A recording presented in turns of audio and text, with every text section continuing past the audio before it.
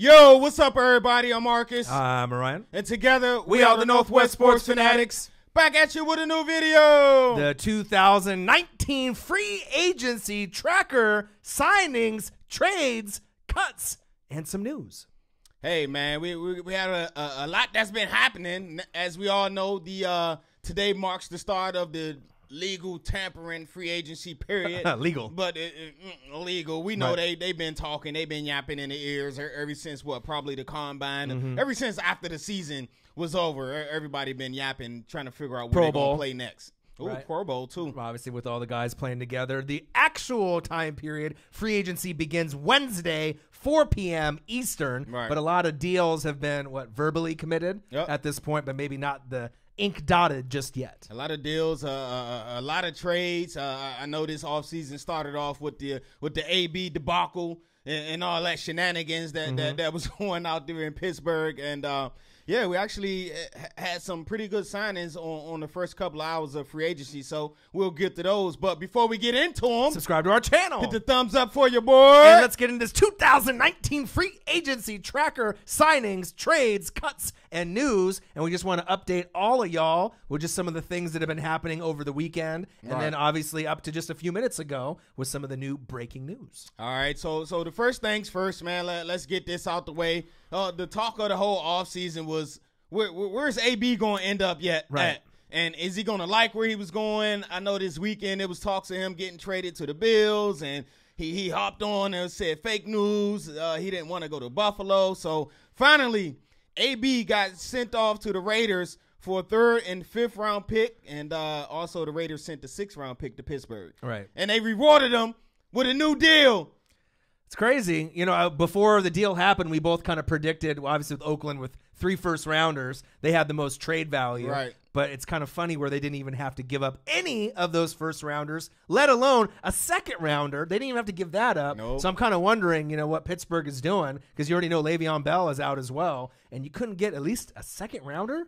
At least one? Well, you know Pittsburgh, man. One thing, and I'm never worried about Pittsburgh, and that's finding a wide receiver. Well, you already know Juju will be able to handle, the first-string ability, being there. But they got James Washington, too. So, I mean, a 3rd and a 5th for one of the best wide receivers, Hall of Fame wide receiver, to ever play the game and put the cleats on. I just figured, you could have, especially with all the picks they've accumulated, with Amari Cooper and Khalil Mack. I just figured you could have at least got something better than a 3rd and a 5th. But, we know AB did a good job of talking down his trade value by doing those interviews and all on Instagram Live, just acting a fool. So, I mean, what you think? You think this is a good trade? I think the Raiders won that deal big time. I mean, the Steelers, we'll see what they do with their picks. Yep. I figured if they would at least got a second-rounder, at least one, it could have been a little bit more of a fair deal. Right. But I think at that point, the Steelers knew that if you keep him, he's a disgruntled player that doesn't want to be there. So you pretty much had to get something for him. Right. And then the teams that wanted to get him that could have gotten more trade value, he didn't want to play for him. Right, so the leverage kind of shifted from Pittsburgh to AB, and then at that point, AB was able to kind of, finesse his way to a new start, which I think is good for both teams, and we'll have to wait and see. I mean, the Raiders still have a long ways to go, in my eyes, before they're really contenders. Maybe once they actually move to Vegas, accumulate some picks, but if they hit these draft picks this season and next season, they might be able to start building a little bit faster. Hey, man, AB done messed up the game, man. The dude had 3 years left on his contract, so he shifted all the leverage back into star players' hands. If you got 3 years left on your contract, that dude said he wasn't playing no more. He said, I don't need the game. Right. And what's all that for? For his leverage, for him and his agent to work out a deal to go play where he wants to go play. All right, now they found him a new team. What'd he say? I'm not playing with no guaranteed money. What they do? They ripped up his contract, gave that man a new one. Right. Hey, so the precedent is set, man, for all you star future Hall of Fame players out there, man. Yeah, you can dictate where you want to play. Right. So Julio Jones, AJ Green. So a lot of these top tier guys, I'm not sure if they're going to go down that same path as Antonio Brown, but it definitely gives them the leverage if they want to go that route. I don't think they want to be maybe labeled the villain in the media, but when it's all said and done, who ended up laughing in the end? AB. He got the money. He got the new team. He's happy. And we'll just have to wait and see where things go. But as far as if I like it or if I don't like it, I think it's a good fresh start for AB, and I do like him on the Raiders, and I know a lot of people will probably be playing with him in Madden 2020, right? They'll probably be playing with him a little bit more than you thought. I definitely like him on the Raiders, and the Raiders actually made a nice pickup, a good in thought of the pickup where they went with their free agency signing today. So we were skeptical. We're talking about the O-lineman, right? Yeah, they just got to get that O-line together. I still like Carr. I never gave up on Carr. I hope they bring back Jared Cook to give him someone else to throw to other than AB. But there you guys have it about the AB to the Raiders trade. Comment below. Let me know who y'all think won the trade. Let's go to some other signings, man. There's been some other big signings today as well. As far as the quarterback position, all of the free agents, quarterbacks this year, it's been one that's been talked about the most, and that's my guy, Slick Nick Foles. Right. So plenty of teams that were interested. You know, we only have a few quarterbacks in this upcoming draft that are, I guess, worthy enough to maybe be picked in the first or second round.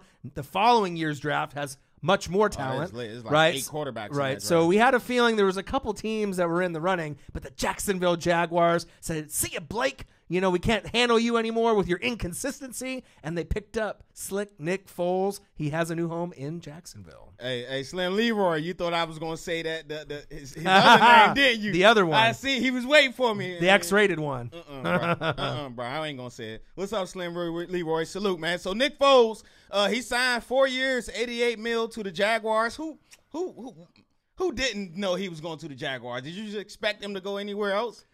Yeah, I mean, that was kind of the favorite spot for him, and good for him, because for a guy that was pondering retirement, you know, before they had their little Super Bowl run, you know, should I play football? Should I not? Am I still good enough? Obviously, he's good enough, and thank God, obviously, for him with, you know, being with the Eagles, you know, when Carson Wentz went down, because he showed and he earned the money that when it comes down in the clutch, you know, in the playoffs, if you need someone, and obviously it's about team fit, team chemistry, and he had a nice bond with those Eagles players, but we'll have to see if he can do it with Jacksonville. But he earned every penny of it. Was at $22 million per season average? Yes. You know, so I mean, and that's still kind of on the low end for starting quarterbacks nowadays. Right. But for a guy that's normally been a perennial backup, right? You know, thrown into, you know, the starting position, you know what I mean? And then kind of overachieving, you know, kind of pulling off the miracle story, you know, a guy coming off the bench and winning the Super Bowl, you know, people not, you know, knowing how good he is or how good he was. Right, good for him though. Yeah, he got his bag, man. So salute to Mr. Nick Foles, man. 4 years, $88 million. He gonna be headed down to Jacksonville to take over for Blake Bortles. Right, and if you think about it, the team kind of, if they stay healthy, mirrors that Philadelphia Eagle team. Good running back in place in Leonard Fournette. A little bit of a hothead, but if you can stay healthy, you know, you got a nice running back. Right. You got to see how that O-line works out. Not as good as the Eagles, I believe. You know what I mean? Back when they had their little roster, but the defense. When the defense is healthy with the pieces that they have, kind of comparable, you know, but, you know, we had one really good year, AFC Championship game, and then kind of a debacle year last season. So we'll have to kind of see where it goes with Nick Foles. All right. The next big signing that happened today. Who is it? My squad. Okay. Gang. Okay, must be a Redskin. I seen a lot of haters hating out there on this one, but I don't know why y'all hating outside the club for? You can't even get in. Right. I think they don't know the facts. They a bunch of haters, man. Oh, why you saying? So, of course, Mr. Landon Collins, if y'all don't know, he signed with the Redskins. 6 year, $84 million, $45 million guaranteed. So definitely a signing that I'm big on, that I'm looking forward to. But it just killed me that a lot of the NFC East teams and a lot of Colts fans out there was hating on this move for us. Well, the Colts had the money, but I think the Colts fans and some of the other teams, you know, not named the Redskins, you have to realize, number one, who was he a fan of growing up? Sean Taylor. Okay. What number did he wear when he went to the pros? Sean Taylor's number. What team did he want to go to in the draft prior to be selected from the Giants? The Redskins, and the Giants moved forward and picked him and leaped in front. Yep. So it's not a big surprise sometimes when you want to go to a team, right, and the opportunity comes. Yeah, there might be teams that have more depth or more money, right? Or maybe you think in your head it might be a better fit with the pieces that you already have. Right. Sometimes that doesn't matter. Sometimes when you have a love for a particular team, you know what I mean? If the opportunity comes, you're going to go there. It might not make sense to some people, right? But obviously you got Alabama U for the Washington Redskins, and that adds another piece for Alabama going there. So now there's only one more piece in the Alabama University, right? University of Alabama, Roll Tide, that might be able to join the Redskins squad as well. It's two of them still lingering out there, but I don't know. One thing that baffles me about this deal is where the fuck did we get the money from? I don't know. Where did we get the money from to sign this dude? That's a good question. Well, cap space to me is overrated, bro. You can always manipulate the cap space. You can release players. You can prorate some of their contracts, stretch things out, restructure some of their deals. So when somebody come in with no cap space, I don't really worry too much about it because there's always ways around that. So salute to Landon Collins, man. Good to see you in the Redskins uniform, and I hope my skins ain't done. And I think it's a great fit. I mean, me even just being an NFC guy, Buccaneer guy, you got to think, with the position in the last, I would say, 8 to 10 years, you really haven't had a guy that you could rely on since Sean Taylor, right? So now you get a guy who can creep up in the box, right? And who can play multiple positions, who can move around. And you know what I mean? You need someone that has that stability. So we're going to have to wait. He's a leader, man. Right, and we're going to have to wait and see and add another piece of that Alabama squad on there. We'll see. We'll have to see how that goes, but I do like the fit for Landon Collins on the Redskins. All right, let's go to our next signing. Our next signing is a guy that just came off of a Super Bowl winning team. He's going to a guy that he's very familiar with out there in Detroit. And I'm talking about Mr. Trey Flowers. So word is he just signed a 5-year deal to go play with his old D coordinator, Mr. Patricia, out there for the Detroit Lions. That's crazy. I thought there was a good possibility of him maybe coming back. Sometimes when they don't re-sign guys right off the bat or don't franchise guys, maybe they'll be able to restructure and go back to, where they have their winning ways. He had to get his bag, man. He wasn't leaving that money on the table. Right. So obviously money was a big factor to it. But like you said, going to a coach that he's familiar with, right? They had a need for the position. So we'll have to kind of wait and see what his role will be there. But I imagine he's pretty happy with the money that he's going to be getting once he inks the deal. So I definitely like that signing. Of course, they're going to lose. What's my guy that they had for so many years? Ziggy Ansah. Yeah, they're going to lose him. So putting Trey Flowers, who's more of maybe a more natural fit for Patricia's system out there. So salute to Trey Flowers. You got your 2 Super Bowls in the last 3 years, I believe. And now you got your big bag of guap to go with it. Very productive player for the Patriots. I feel very underrated. So, I imagine when he ends up going to the Detroit Lions, they haven't really had a whole lot of consistency. They had Ndamukong Suh, and then you had Haloti Ngata. So you've been rotating players in and out, but maybe this guy will give them some consistency that they've been deserving for quite a few years. All right, there you have it. Trey Flowers, 5-year deal to the Detroit Lions. Okay. The next person we want to touch on is someone you're familiar with. Quan! Mr. Kwon Alexander, man. He definitely hit the Quan in the tune to 4 years, $54 million from the Niners, man. I definitely was surprised to see this one. Kwon Alexander, he's a great player. I believe he was definitely on his way to that upper echelon as far as inside linebackers until he tore his ACL. Right. But I never doubted his talent. But you coming back off of ACL, man, to give him $13.5 a year, make him the highest paid inside linebacker in the game, man. That's kind of a head scratcher. Yeah, man. I knew the Bucs weren't going to pay him the money. Luke Kuechly and Bobby Wagner are getting about 12, and then the market for linebackers, right, and the free agency was about 15. So that's why C.J. Mosley and some of these other guys are floating around. I don't think really Quan's worth that much.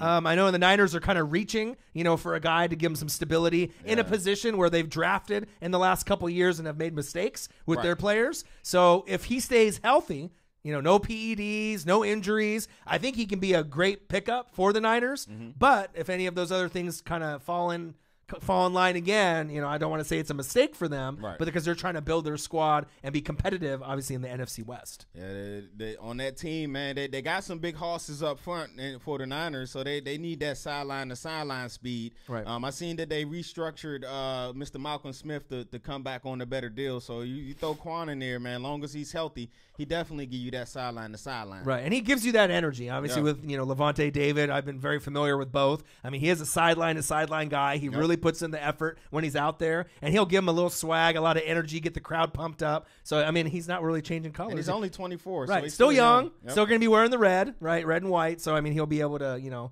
come into his own and hopefully stay injury free. All right, there you guys have it. Mr. Quan Alexander, he hit the Quan all the way to the Niners. Yeah, $54 million. All that bag. Yes, sir. All right, so let's go to another player, man. Of course, he's coming off of the championship team again.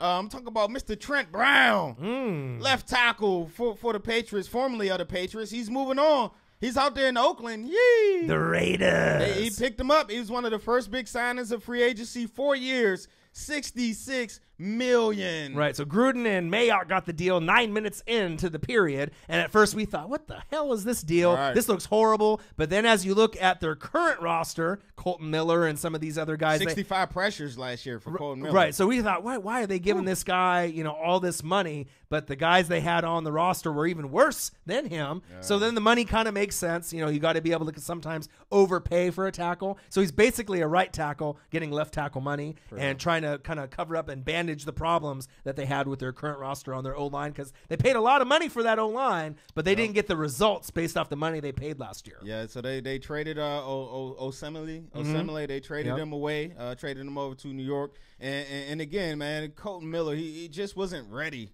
last year, or maybe he wasn't a left tackle. Maybe switching him over to the right side is better for him, because he just looked a step slow. As I mentioned, he gave up 65 pressures last year. That's a shitload. That's a lot of pressures. But Trent Brown wasn't that much better. But better. Yeah, he gave up 35 pressures last year. He was ranked the 32nd tackle in the NFL, 71 overall grade. He gave up a lot of pressures, but out of 580 pass attempts, he only gave up 3 sacks, 35 pressures. Right. So, of course, it's a little more work to getting done. But what's crazy is that you're going from probably one of the best offensive line coaches ever, right, to I believe they got Cable is their O-line coach out in and also Oakland. To give up only 3 sacks, Tom Brady knows how to get rid of the ball quickly. Yeah, exactly. With Carr, it's a little bit more of a process. So we're gonna have to see how many sacks he gives up. Yep. Well, obviously with backing up Carr, but the thing is, with all these draft picks they have in the first and second round, people are saying more than likely they may go all defense with all first 3 rounders. But if they don't, it would be probably smart to go maybe for a lineman, at least with one of those. Maybe not the first one, because you got like Josh Allen maybe to replace Khalil Mack. But on that second or third one, it may be in their best interest, unless they get another guy in free agency to kind of plug up the holes. Because if they can't keep Carr upright, AB ain't going to get the stats that you think that he's going to get. And then if Le'Veon Bell wants to play with AB, he ain't going to be able to hit the holes if you don't got an O-line to do it. So this is not the same Pittsburgh Steelers team. This is the Oakland Raiders, right? They're a team that's kind of bubbling, kind of on that, I don't want to say a rebuild, but you know what I mean? It's going to take some time for this team to be back. It's a process. They're not going to be there right away. No, they're not. I still think they're about – he got a 10-year contract, right? So last year was his first year, right? Right. So I say around year 3 or 4, they'll definitely be ready to compete. Depending on how they do in this draft, in next year's draft, like I said, it may be once they move to Vegas, once the wheels start spinning. That's what I'm really starting to see. That's what I'm thinking. But, I mean, if you get Josh Allen, right? Obviously, was a linebacker from Kentucky, and you start getting some of these other players. I mean, the wheels could be turning a lot faster. Yep. They might be in third gear going into next season. We'll have to wait and see. Hit to Vegas. Yep. All right, so there you guys have it. Trent Brown signed one of the richest contracts ever for offensive lineman, 4 years, $66 million. Right. Let's go to Mr. Dante Fowler. Okay. Yeah, he got traded away to the Rams. Was it last year? Yep. And from the Jaguars to the Rams, he had a pretty good solid showing for him, and so the Rams decided to re-sign him on a 1-year deal worth $14 million. Okay. It took him some time to kind of get the chemistry, you know what I mean? But they obviously know some of the players on their roster are going to be there. Right. Some aren't going to be there. But the one that I'm really excited about, right, is a safety, Mr. Eric Weddle. That was a bigger signing to me, obviously, with the Rams. 2 years, $12.5 million. You can never, right, and you can never underestimate really the importance of an elite safety. Yep. And I know he was probably thinking to himself, like, where am I going to land? Where am I going to go? Or any team's going to be really interested in me. Oh, you got interest, bro. Right. And I was thinking, it would be kind of nice for him to go back to Los Angeles or San Diego. Where he's, I think he's originally from Los Angeles. Right. I've seen something on Twitter. So I was thinking, that would be kind of nice little reunion. But obviously with the Rams going there, and getting him. And I think a big reason too is because with the money, we don't really know if Ndamukong Suh is going to be back. Right. So there was probably some pressure to be able to keep as many guys. At least one of them. Right. You know what I mean? But you still got Brockers. Right. There, so. Right. And they're on a mission to try to get back to the Super Bowl or deep in the playoffs, but it will be tough. That's going to be tough. All right, so there you guys have it. Dante Fowler re-signed with the Rams, 1 year, $14 million. My Redskins, man, we lost one of our own guys, one of the best slot receivers in the game right now, and I'm talking about Mr. Jamison Crowder. Okay. He signed with the Jets, 3 years, $28.5 million, 17 guaranteed. Jets got a lot of money. You know what I mean? I know they're the favored team with the guap and the cheddar to get Le'Veon Bell as well, and a few other players, but they do need some help. And you got Quincy Enunwa, and you got I like Enunwa. Yeah, Anua's not bad. Anderson. Robbie Anderson, and then they also had from the Seahawks. Curse. Yeah, Curse. So I mean, they got some pieces, but it's always nice to add a little bit more depth. And obviously, we know for the quarterback, Mr. Sam Darnold. He needs all the help he can get. Yeah, Crowder is definitely going to be a quarterback's best friend if he can stay healthy. That was his problem in the Redskins, that he always was hurt. One thing that I say he's going to help him because he knows how to get open. He got those little stop and shift change of movements. He knows how to read defenses. He's always going to be open, and that'll be a help for a young quarterback looking to improve. Okay. And I got a few others for the Eagles. Do you have any others that you want to touch on? I just got one more that I want to touch on. Okay. My guy, Mr. Justin Coleman. Ooh, this is big. Man, that's crazy, man. I think 2 years ago he was an undrafted free agent, and he made the squad with the Patriots, right? Right. They traded him to Seattle, right? And he did his thing. And he did his thing, and it worked out in tune to 4 years, $36 million to go to the Lions. He is the highest paid slot corner in the NFL right now. Right. So slot corner equals in Madden nickel corner. So I mean 4 years. Yeah. You know what I mean? 4 years, was it 36? Yep. So what, $9 million per year? So and I mean maybe people, that's not that much money, but it actually is. I mean, if you're thinking of playing nickel corner because you're a third string corner and you're getting almost $10 million a year, that's a lot. And he's going to make a big difference for that roster too. Yeah, he definitely is. And again, it's another former Patriot defensive guy that got the ties going back to Matt Patricia. And then he went to the Lions, right? Yeah, he went. And then to the also Lions. Danny Amendola went to the Lions also. Went to the Lions. I believe it was a 1 year, $5 million. Right. Was the deal for that one? It wasn't really a fit for him in Miami. You know what I mean, with the Dolphins. So I mean, this gives him a second chance to compete for that slot position. Yep. Over there in Detroit. I'm not sure how much longer they're going to go with Stafford. I mean, they're going to stick with him as long as they possibly can. Yep. But I mean, at least it gives them another weapon.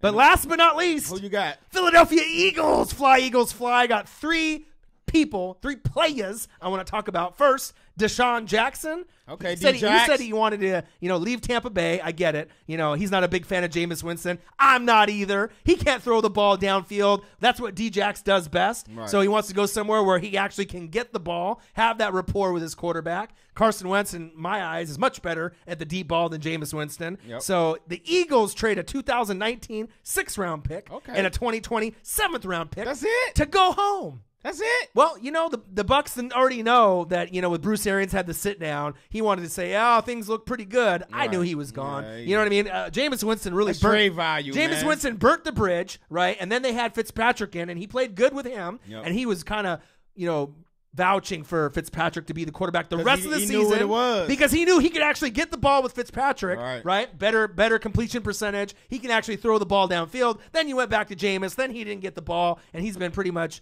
agitated, aggravated, pissed off for the last couple years. And I'd rather have him go somewhere where he's happy, he can produce. And obviously, I knew he sold his home, I believe, in Tampa last year. So I already knew he was on the way out. But he gets to go home, so good for him. Get that bag. Yeah. Salute to D-Jax, man. He had a good 3 years in D.C. as well after he left the Eagles the first time. So I got nothing bad to say about D-Jax. It's just only thing I got to say about him is he wants the damn ball. And when he don't get the ball, you'll know.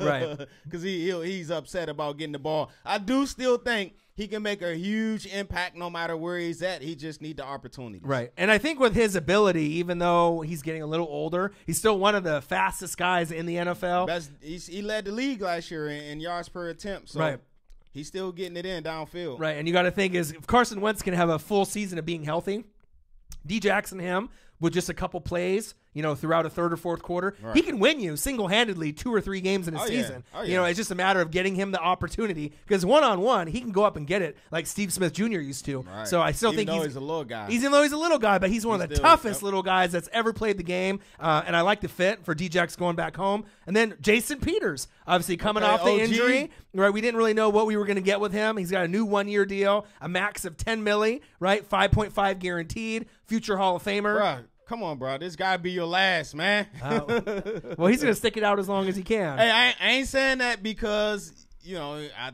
think he's horrible. I'm saying it because he's a Hall of Fame left tackle that my Skins have been playing against for years, man. And that's why I'm saying, bro, this guy.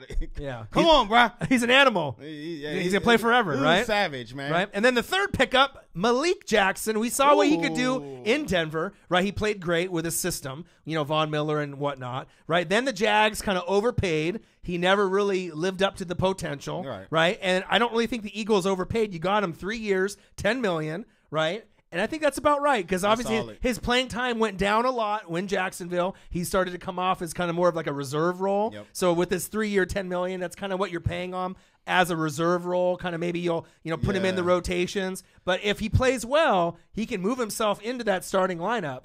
But I think he'll be a rotational guy for a good majority of the season. Yeah, with him, I want to say 2016, his first year in Jacksonville, after he came fresh from Denver. Right. Hey, he was still vicious. He was still getting it in. It's just these last 2017, 2018, he just hasn't been the same. I don't know if it was because they picked up Darius. Maybe he took some snaps away from him, but it just wasn't the same, and they didn't want to pay him that much money. Right. So. But if anyone can bring the life out of him, bring the animal back out of him, Philadelphia probably have a great chance of that. You know that. Especially with that front seven that they have, with all the rotations that they put in. I mean, he'll be able to get plenty of time, stay fresh. He won't be, burnt out there, hands on his knees. He'll have plenty of time. Fletcher Cox and the rest of the crew, the Eagles are coming in 2019, 2020.